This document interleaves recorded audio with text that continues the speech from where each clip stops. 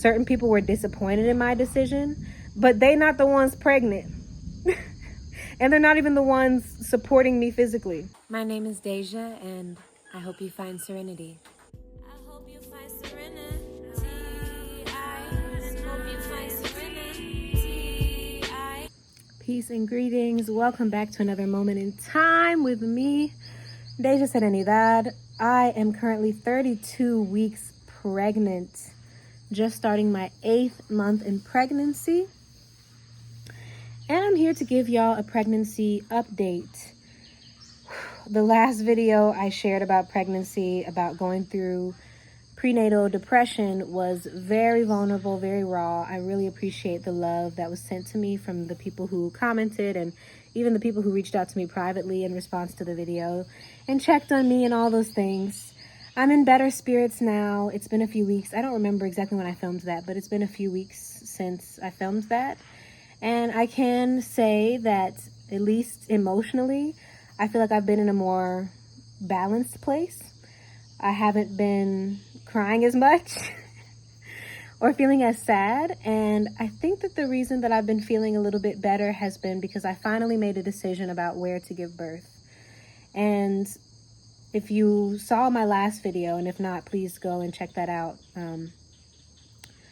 I was really perplexed, trying to figure out how to have a sovereign birth like I've always dreamed. A wild pregnancy, not a medical pregnancy, a natural pregnancy. And as much as it may surprise you, like, Costa Rica wasn't very conducive to that. There were things I needed to do that were a bit more bureaucratic and, oh, there go the thunder. I was gonna have to go through a lot of different loopholes basically to avoid vaccinating my baby, getting vaccines for myself, and these different things. And even having to go to the doctor just to show proof that I went, when in reality, I didn't even want to do that. And everyone has different views on how they want to have pregnancy. So I'm not here to say that my views are correct or they're the way for everybody. I don't believe in there being one way for everybody. So however you choose to do pregnancy, that is totally under your own autonomy. So women who choose to go to the doctor, who birth in hospitals, even women who choose to get the epidural, do you, girl. Do you. And don't let nobody tell you you're wrong, because that's your birth. And I just felt like I wanted a lot more autonomy and sovereignty over my own birth. And it's like a reclamation of, my womb and of natural birthing. A lot of things about my life and about what I've been learning in these past years living in rural Costa Rica have been about, remembering sovereignty, remembering natural living, remembering simplicity, and not over medicalizing life, not over, I don't even know the word, politicizing life. Trying to talk about politics, like not overdoing it with politics or Western medicine. So yeah, anyways, that's just my personal point of view. So I was having trouble with that here in Costa Rica. It's absolutely possible because I see other women, babies are born in Costa Rica every day. People do have home births here and are successful. People do get around the vaccines with certain doctors and different things. So absolutely, it's possible. It's just on my particular path, I was feeling a lot of resistance. The things I had to do, I didn't want to do. It was calling for me to travel to a different part of Costa Rica and settle there. And it just ultimately, here goes more thunder. It just ultimately wasn't working for me, y'all. Like at every turn, I felt resistance, and I felt worry, and I felt, kind of lost as far as, like, what am I going to do? Where am I going to give birth? Something about just renting an Airbnb to give birth. I know plenty of people do it and it's like, it works, but I'm like, I don't know. It's not the same as having your own space. I wish that my space on the farm here, my off-grid property, had been better and more prepared for this experience, because I would have loved to give birth right here on my own land. But that's not the case. And ultimately, I have decided to go back to the United States to give birth. I have gotten so many opinions about this because I've been talking about it on social media and also with family and friends. And of course, there are people who are like, have your baby in Costa Rica so you can get the Costa Rican citizenship and Costa Rican residency for you. And, you know, people wanting to be around me and be around the baby when the baby is first born who are here. And then I've also gotten, you know, people telling me, go back to the States where you have more support. And like I shared before, I have 2 sisters. They're younger than me. I'm the oldest of 3. And they live together in Georgia. From the moment they found out I was pregnant, they've been like, come and give birth in Georgia. Like, you can do, they always knew I wanted home birth. They're like, you can have a home birth at our apartment. Like, you can do it right here. So from the very beginning, they've encouraged that. And I've just been pushing them off like, no, I want to do it in Costa Rica, in the jungle and all these things. You know, I had my ideas. But I'm learning with pregnancy that as much as we have our ideas for what our birth can be, we kind of have to surrender to our circumstances and surrender to what is shown to us during pregnancy. So, yeah, they had recently reached out to me and offered it again and again. I found all the excuses for why it wasn't plausible. And trust, I mean, there are pros and cons to both. There are pros and cons to birthing in Costa Rica, and there are pros and cons to going back to Georgia to give birth. But so either way, I just found myself in this loop trying to figure it out. And it was like, ultimately, I just had to make a decision. And once I made that decision, I swear a huge weight was lifted. I still had to kind of mush through some energy because certain people were disappointed in my decision, but they're not the ones pregnant. And they're not even the ones supporting me physically. So I had to just let go of everyone else's perspective, even y'all's perspective. Like, I share on here because it's therapy for me. And also, like, you know, that's just how I am. I can't not share my story. I love having an outlet to share what I'm going through. And for me, it's also like, you know, it's a logbook. It's a video diary. I go back and I can see some of these videos and be like, wow, that's where I was at that time in my life. But yeah, so I ultimately decided to go there. The main thing was, it's like, I have support in Costa Rica, y'all. Trust and believe. I have so many friends. People love me. I'm about to have a baby shower here soon, so I'll definitely do a vlog. And people love me so much. I meet the most amazing, generous, kind, angelic individuals. It's just, I live alone. And a lot of my friends, my closer friends, they don't have kids. So I don't think that they really realize just how much a woman needs you to just show up and surround her during pregnancy. And I've expressed this to them a few times, like when we have spent time together, but it's like, it's not like they're all 5 minutes away. We all actually are quite spread out. You may see us on social media and think that we're all living in the same place, but some of us are 20 or 30 minutes driving away from each other, and like really rural, you know.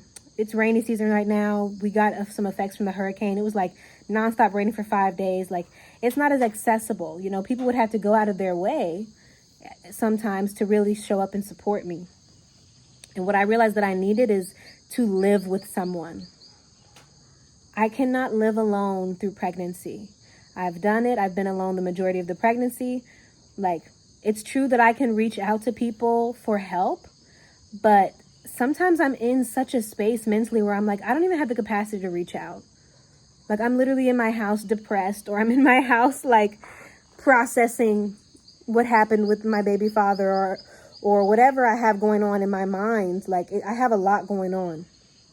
I'm also like preparing to build this new house on the land, so I'm in contact a lot with the contractor, with the workers, and I just have a lot going on in my life. So my mind is sometimes so clouded that it's like, it's hard for me to even sit down and be like, oh, I should text someone and ask them to like bring some groceries. Or I should text someone and ask them to like bring some coconuts. You know, ultimately, I just want to be in a space where people just care for me.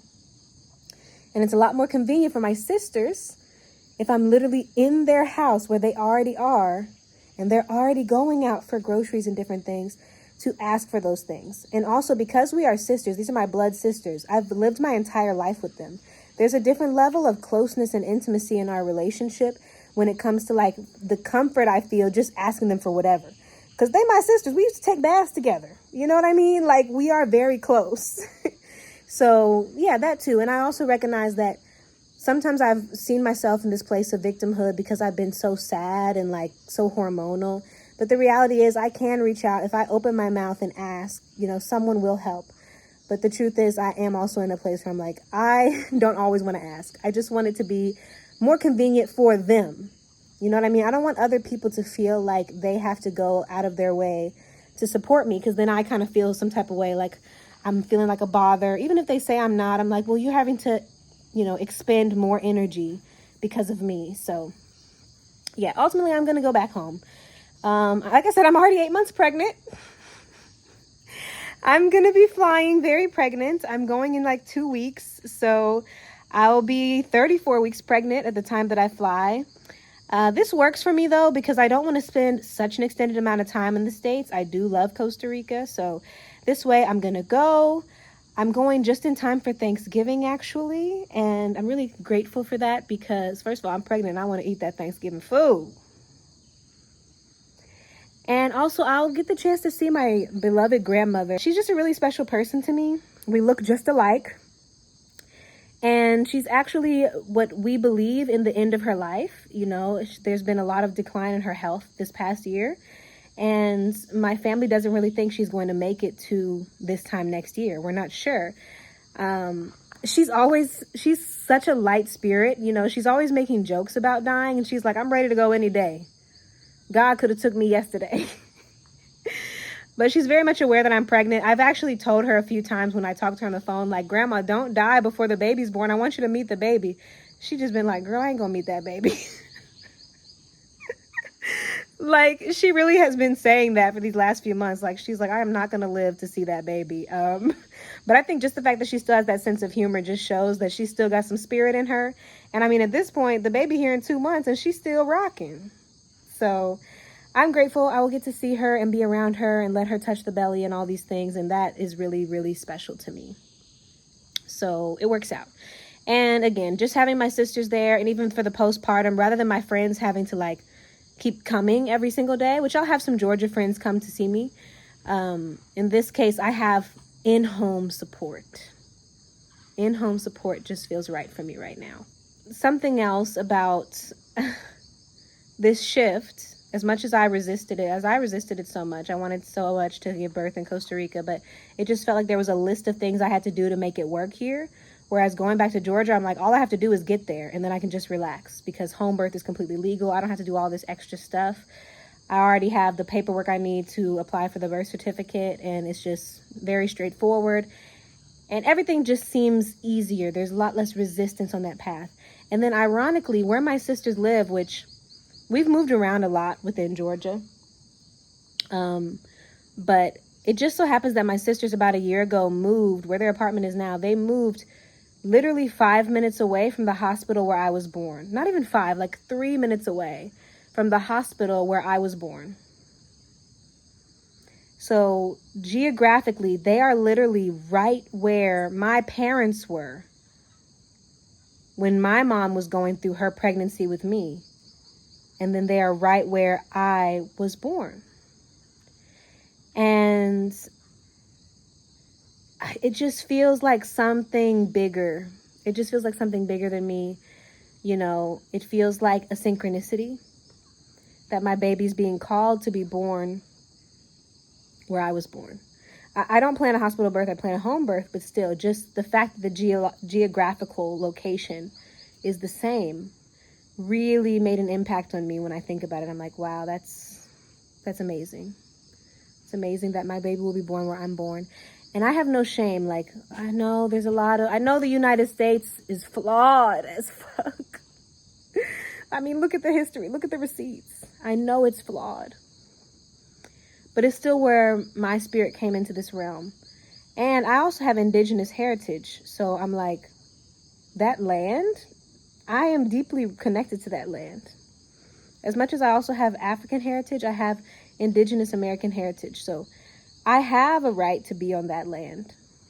I do. I have ancient ancestors who were born on that land. I do. So there's no shame in that at all. There's really no shame in it.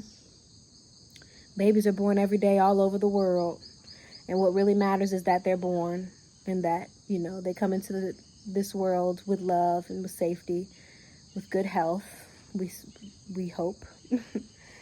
And so I'm at peace with my decision. I'm also so excited for my sisters to cook for me. I don't want to cook no more. I don't be wanting to cook no more, y'all. I don't feel like it. It doesn't excite me. I'm not interested. I liked to cook before. Not interested at all anymore. Like, I have to force myself to cook. And even then, like, my feet get to hurting while I'm standing there cooking. So I'm so excited to just be cared for. My sisters will, like, do my laundry. They already keep they're both so clean. Their house is always impeccably clean. And I don't got to clean nothing. They're going to clean it. I can lay down, put my feet up, connect with my baby, and prepare for this new phase in life. And it just brings me so much peace. It really brings me so much peace. So I'm grateful. I'm feeling a lot better. And I know the journey's never perfect. There's always things along the way that are challenges, but I'm going to get through it. Hopefully with my sanity. So yeah, that's your third trimester update. I don't plan to do another update until, we'll see. Maybe I'll do one more the end of pregnancy, but you might not be seeing a pregnancy video until you see my labor vlog. Can you believe it? Oh my God. There's gonna be another person here, y'all. It's still very mind-blowing. But yes, thank you so much for listening. I send you my love, and of course, I hope you find serenity. OMG, I almost forgot. The maternity photos have dropped, y'all. For those of you who are not connected with me on Instagram, you may not have seen these yet. So a couple of weeks ago, I did do my maternity photo shoot with a dear friend of mine, Sabrina. Sabrina and I were roommates when I first moved to this part of Costa Rica. And they're a super talented artist, musician, photographer, and also edited these for me. So shout out to Sabrina for journeying to my favorite river spot. Literally, it was raining before we started and it got to raining while we were out here. So we had to kind of cut the shoot short, but we got the shots that needed to get got. But here's me and my belly. Hope you find some